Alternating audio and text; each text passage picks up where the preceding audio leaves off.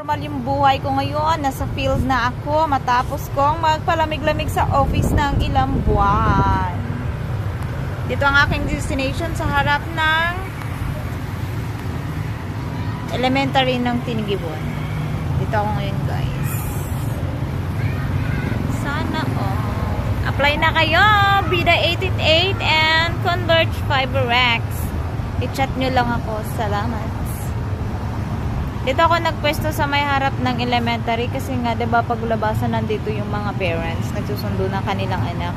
Hindi, at least, pag namigay ako ng flyers, possible na makapag-apply sila sa akin, diba? Ganon. Kailangan na nating sipagan para kumita. Kasi pag tatamad-tamad, hindi tayo magkakapera. Bukas nag-iisip ako kung saan ang destination ko bukas. Siyempre, hindi naman po pwedeng mag-stay lang ako dito talaga. Kasi ang paalam ko, isang araw lang ako. Ganon!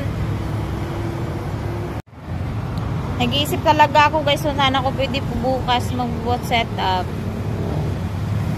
Kasi may mga, ano nyo na, bagong areas na nag-open. Sana, area nyo na.